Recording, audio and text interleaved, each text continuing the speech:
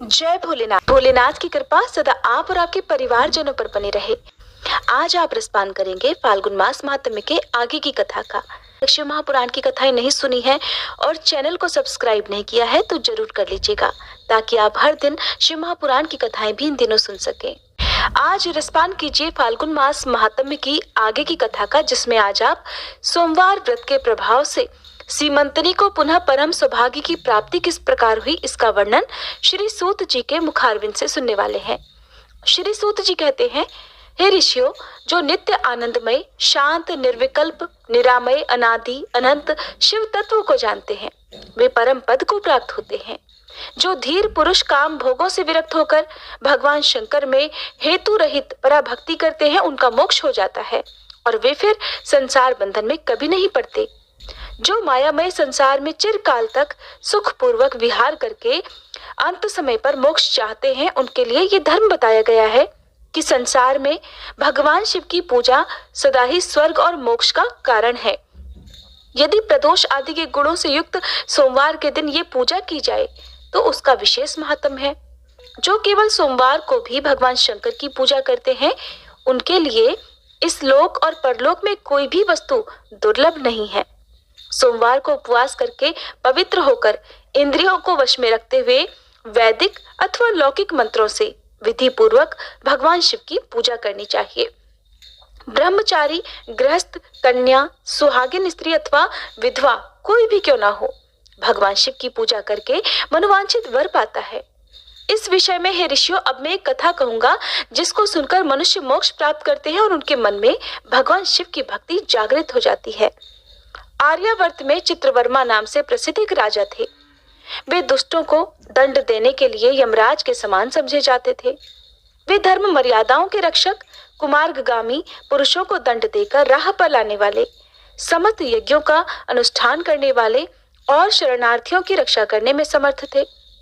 भगवान शिव और विष्णु में उनकी बड़ी भक्ति थी।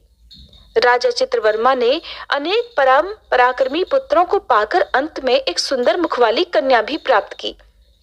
एक दिन राजा ने जातक के लक्षण जानने वाले श्रेष्ठ ब्राह्मणों को बुलाकर कन्या की जन्म कुंडली के अनुसार भावी फल पूछे। तब उन ब्राह्मणों में से एक बहुज्ञ विद्वान ने कहा, महाराज, ये आपकी कन्या सीमंतिनी नाम से प्रसिद्ध होगी। यह भगवती उमा की तरह मांगल्यमयी, दमयंती की तरह परम सुंदरी, सरस्वती जी के समान सभी कलाओं को जानने वाली तथा लक्ष्मी जी की तरह अत्यंत सद्गुणों से सुशोभित होगी। ये 10,000 वर्षों तक अपने स्वामी के साथ आनंद भोगेगी और 8 पुत्रों को जन्म देकर उत्तम सुख का उपभोग भी करेगी। इसके बाद दूसरे ब्राह्मण ने कहा कि महाराज, ये कन्या 14वें वर्ष में विधवा हो जाएगी। ये वज्राघात के समान दारुण वचन सुनकर राजा 2 घड़ी तक तो चिंता में ही डूबे रहे। उसके बाद सभी ब्राह्मणों को विदा करके राजा ने कि सब कुछ भाग्य के अनुसार ही होता है, ऐसा समझकर चिंता ही छोड़ दी। सीमंतनी अर्थात राजा की कन्या अब धीरे धीरे सयानी होने लगी। अपनी सखी के मुख से भावी वैधव्य की बात सुनकर कि उसे 14 वर्ष के बाद जल्दी ही विधवा होने का दुर्भाग्य भी झेलना पड़ेगा, ये बात सुनकर उसे बड़ा खेद हुआ। उसने चिंतामग्न होकर याज्ञवल्क्य मुनि की पत्नी मैत्रेयी से पूछा, माताजी, मैं आपके चरणों की शरण में आई हूँ, मुझे सौभाग्य बढ़ाने वाले सत्कर्म का उपदेश तो कीजिए। इस प्रकार शरण में आई हुई राजकन्या से पतिव्रता मैत्रेयी कहने लगी, सुंदरी, तो शिव सहित पार्वती जी की शरण में जा और सोमवार को एकाग्रचित्त होकर स्नान और उपवास पूर्वक स्वच्छ वस्त्र धारण करके शिव और पार्वती का पूजन कर। सोमवार के दिन शिव और पार्वती की आराधना करती रहे, इससे बड़ी भारी आपत्ति पड़ने पर भी तो उससे मुक्त अवश्य ही हो जाएगी। घोर से घोर और भयंकर महाक्लेश में पड़कर भी शिव पूजा कभी मत छोड़ना, उसके प्रभाव से महान भय से तुम अवश्य ही पार हो जाओगी। इस प्रकार सीमंतनी को आश्वासन देकर पतिव्रता मैत्रेयी आश्रम को चली गई। राजकुमारी ने उनके कहे अनुसार भगवान शिव का पूजन प्रारंभ कर दिया। निषद देश में नल की पत्नी दमयंती के गर्भ से इंद्रसेन नाम का पुत्र हुआ था। राजा इंद्रसेन के पुत्र चंद्रांगद हुए। राजा चित्रवर्मा ने राजकुमार चंद्रागत को बुलाकर गुरुजनों की आज्ञा से उन्हीं के साथ अपनी पुत्री सीमंतनी का विवाह कर दिया। उस विवाह में बड़ा भारी उत्सव हुआ था। विवाह के पश्चात चंद्रांगद कुछ समय तक तो ससुराल में ही रहे। फिर एक दिन राजकुमार यमुना के पार जाने के लिए अपने कुछ मित्रों के साथ एक नाव पर सवार हो गए। भाग्यवश वह नाव यमुना के भंवर में मल्लाहों सहित डूब गई। यमुना जी के दोनों तटों पर बड़ा भारी हाहाकार मच गया। इस दुर्घटना को देखने वाले समस्त सैनिकों के विलाप से उस समय सारा आकाशमंडल गूंज उठा। डूबने वालों में से कुछ तो मर गए और कुछ ग्रहों के अर्थात मगरमच्छों के पेट में चले गए और राजकुमार आदि कुछ लोग उस महाजल में अदृश्य हो गए। ये समाचार सुनकर राजा चित्रवर्मा बड़े व्याकुल हुए और यमुना जी के किनारे आकर मूर्छित होकर गिर पड़े। सीमंतिनी ने भी जब ये समाचार सुना तब वह अचेत होकर धरती पर गिर पड़ी। राजा इंद्रसेन भी अपने पुत्र के डूबने का समाचार पाकर अपनी रानियों सहित बहुत दुखी हुए और सुध-बुध खोकर वो भी धरती पर गिर पड़े। फिर बड़े बूढ़ों के समझाने पर राजा चित्रवर्मा धीरे धीरे अपने नगर में आए और उन्होंने अपनी पुत्री को धीरज बंधाया। राजा चित्रवर्मा ने जल में डूबे हुए अपने दामाद का और्ध्वदैहिक कृत्य वहां आए हुए उनके बंधु बांधवों से करवाया। पतिव्रता सीमंतनी ने चिता में बैठकर फिर पतिलोक में जाने का विचार कर लिया, किंतु उसके पिता ने स्नेहवश उसे रोक दिया। तब वह विधवा जीवन बिताने लगी। मुनि पत्नी मैत्रेयी ने जिस शुभ सोमवार व्रत का उपदेश दिया था उसे सदाचार परायणा सीमंतनी ने विधवा होने पर भी नहीं छोड़ा। इस प्रकार 14वें वर्ष की आयु में अत्यंत दारुण दुख पाकर वह भगवान शिव के चरण कमलों का चिंतन करने लगी। शिव जी की आराधना करते करते उसे 3 वर्ष बीत गए।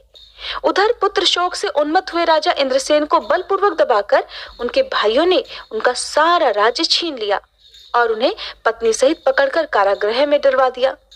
इंद्रसेन के पुत्र चंद्रांगद यमुना के जल में डूबने पर नीचे नीचे गहराई में उतरने लगे। बहुत नीचे जाने पर उन्होंने नीचे नाग वधुओं को जल क्रीड़ा में निमग्न देखा। राजकुमार को देखकर वे भी हैरान हुई और उन्हें पाताल लोक में ले गई।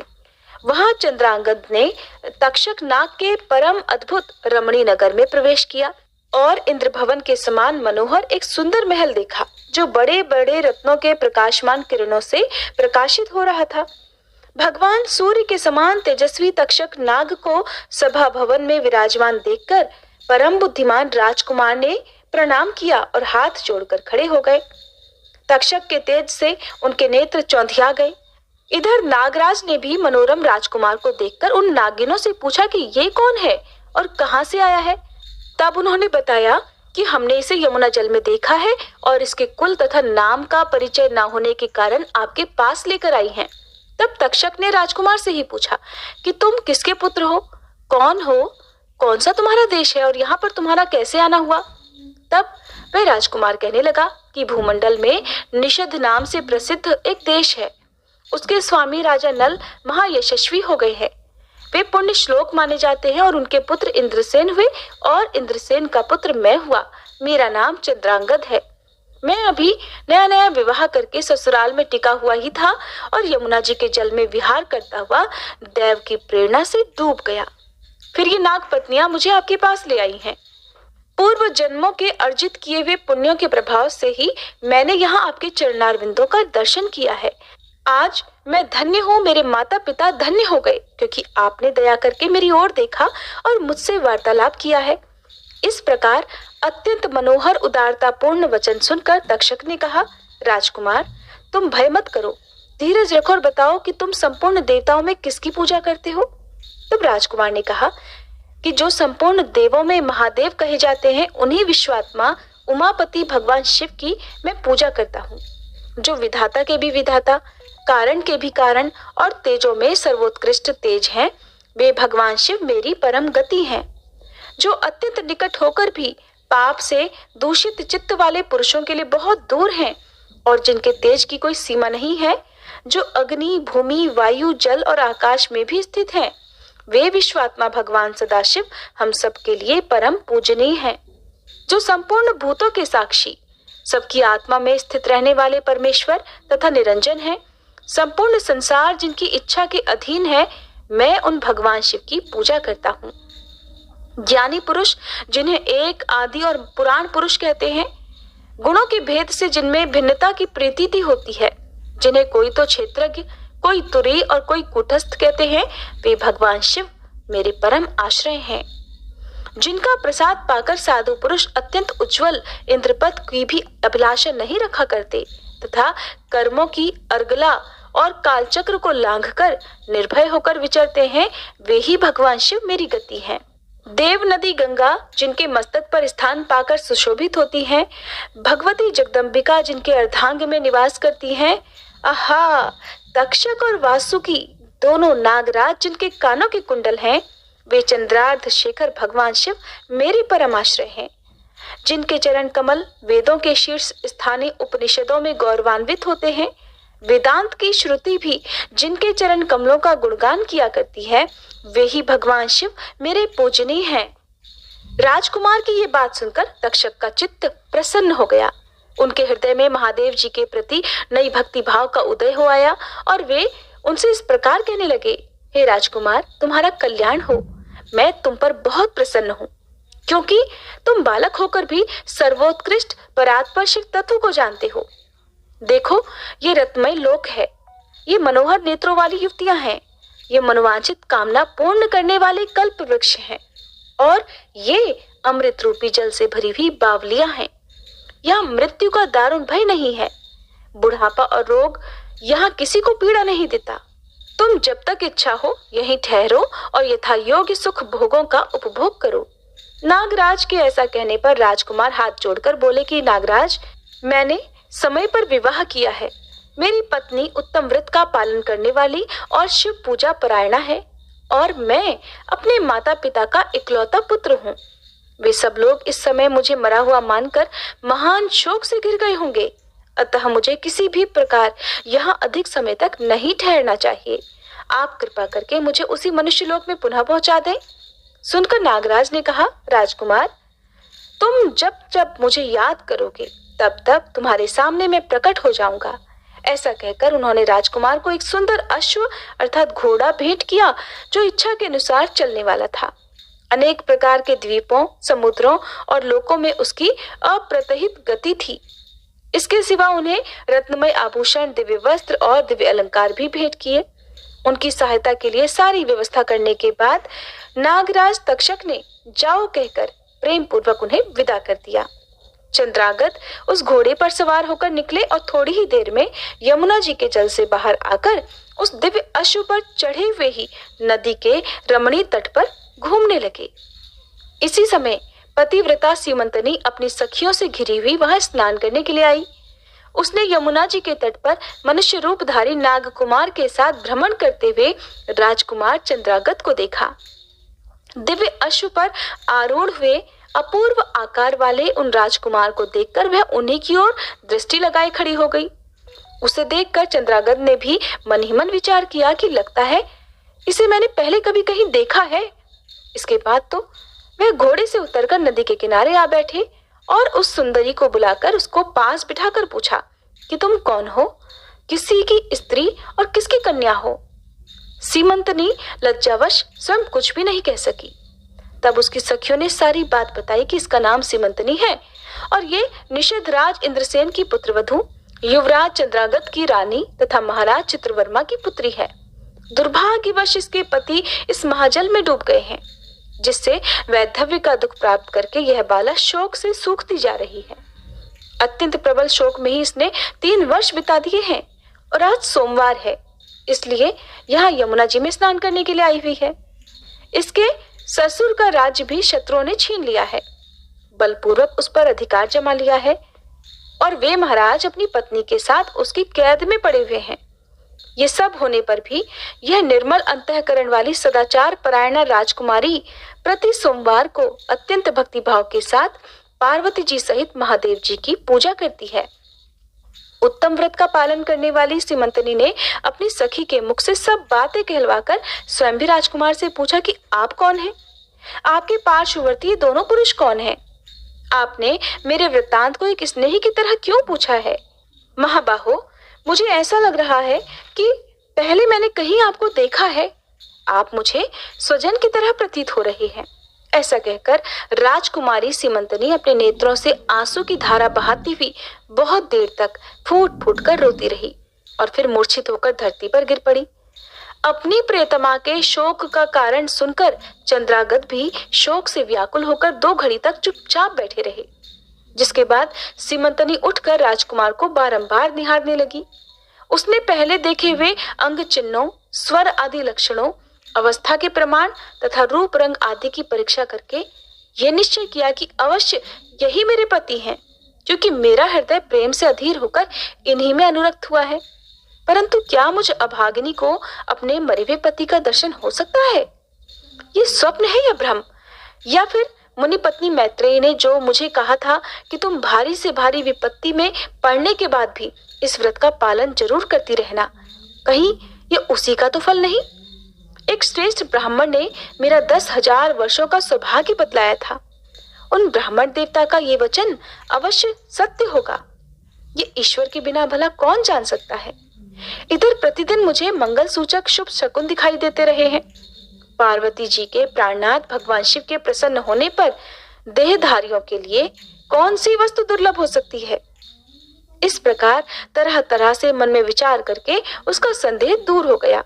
तब लज्जा से उसने अपना मुख नीचे की ओर कर लिया। उस समय राजकुमार ने कहा, भद्रे, मैं तुम्हारे पति के शोक संतप्त माता पिता से ये समाचार बतलाने के लिए जा रहा हूँ। तुम्हारा कल्याण हो, तुम्हारे पति तुमसे शीघ्र ही मिलेंगे। ऐसा कहकर राजकुमार घोड़े पर सवार हुए और अपने दोनों सहायकों के साथ शीघ्र ही अपने राज्य में जा पहुंचे। वहां नगर के बगीचे के समीप ही उन्होंने नागराज के पुत्रों को राज सिंहासन पर अधिकार जमाए बैठे हुए बंधुओं के पास भेजा। नाग कुमार ने शीघ्र जाकर उन सबसे कहा, तुम सब लोग महाराज इंद्रसेन को अविलंब कारागार से मुक्त कर दो और सिंहासन छोड़कर हट जाओ। महाराज के पुत्र चंद्रांगत पाताल लोक से लौटकर यहाँ आए हैं। तुम आनाकानी मत करो, नहीं तो चंद्रांगत के बाण तुम्हारे प्राण हट लेंगे। ये यमुना जी के जल में डूबकर नागराज तक्षक के घर जा पहुंचे थे और वहां से उनकी सहायता पाकर पुनः इस लोक में वापस लौटे हैं। नाग कुमार की कही हुई सारी बातें सुनकर शत्रुओं ने भी बहुत अच्छा कहकर उनकी आज्ञा स्वीकार कर ली और महाराज इंद्रसेन को उनके खोए हुए पुत्र के पुनः लौट आने का समाचार बताकर उनका सिंहासन उन्हें लौटा दिया।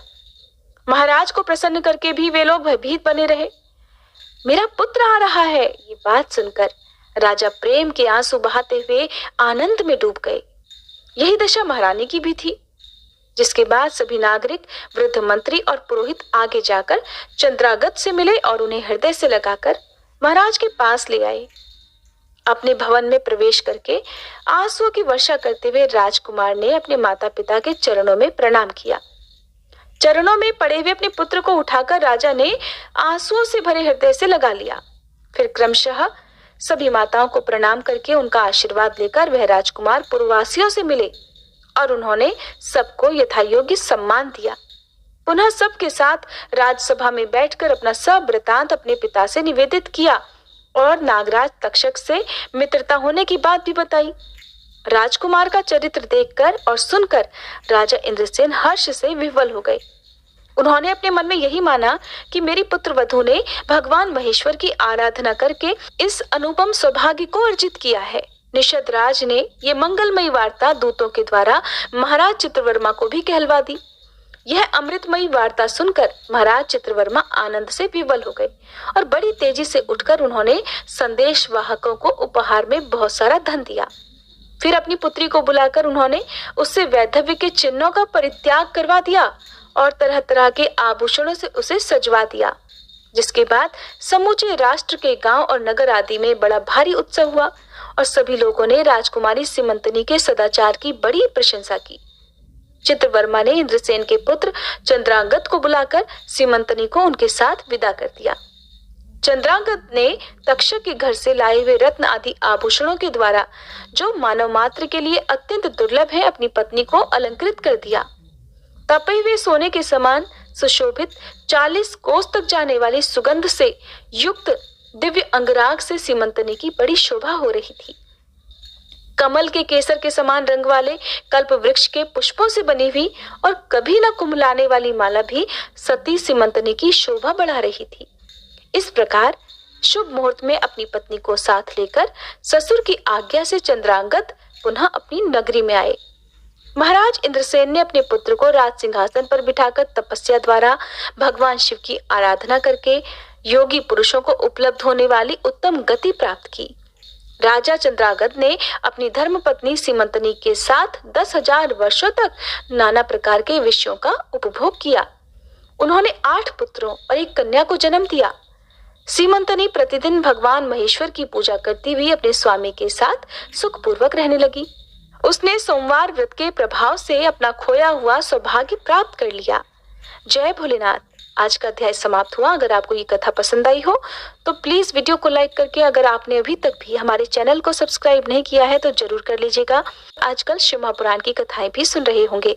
तो दोस्तों, आपको ये फागुन मास की कथा कैसी लगी, कृपया कमेंट कर ज़रूर बताएं। वीडियो पसंद आया हो तो लाइक करें और अपने दोस्तों के साथ शेयर करें। कमेंट बॉक्स में ओम नमः शिवाय लिखना ना भूलें।